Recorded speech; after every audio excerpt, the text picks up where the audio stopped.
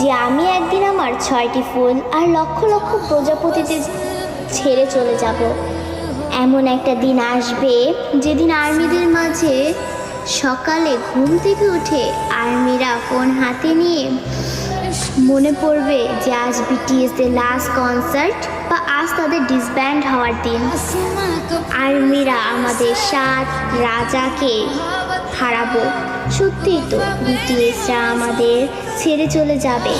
এমন একটা দিন আসবে যেদিন আমাদের অনুপ্রেরণামূলক কথা বলার জন্য বা আত্মবিশ্বাসী গড়ে তোলার জন্য আলেম থাকবে না, নিজের প্রশংসা নিজে করানোর জন্য জিন থাকবে না, আমাদের স্যাড কিং সুকা থাকবে না, একটা মুচকি হাসি দিয়ে সকলকে হাসানোর জন্য যেই হোক থাকবে না, ক্যামেরার সামনে আর্মিদের সাথে ফ্লাইট করার জন্য জিমিন থাকবে না।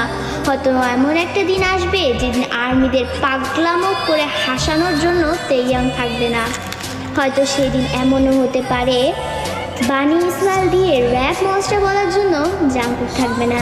সেদিন হয়তো বা বিটিএস নামক ওই ব্যান্ডটা থাকবে না। হয়তো তাদের আর কোনো গান অ্যালবাম রিলিজ হবে না। আমরা হয়তো বা আমাদের 7 রাজাকে আর কোনোদিনও ফিরে পাবো না। আমরা আর্মিরাই চাই না যে আমাদের প্রাণপ্রিয় বিটিএস 2027 সালে ডিসব্যান্ড হয়ে যাক, কিন্তু 2027 সালেই হোক বা 2034 সালেই হোক, একদিন না একদিন তাদের সব কিছু ছেড়ে চলে যেতে হবে।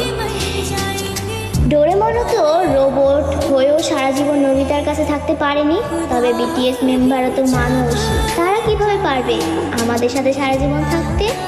তবে তারপরও আমি বলবো আমাদের প্রিয় বিটিএস কোনোদিনই ডিসব্যান্ড হবে না।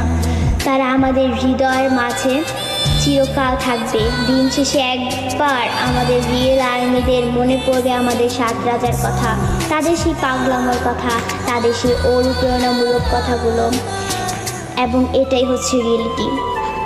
আমি কোনোদিনও চাইবো না যে আমার পাগলামো ভালোবাসার মানুষগুলো আমাকে ছেড়ে চলে যাক।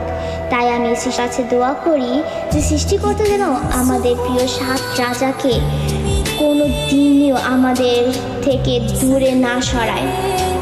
তিনি যেন সারা জীবন আর্মিদের মাঝে তার 7 রাজার সাথে হাসি খুশি দিন কাটাতে পারে।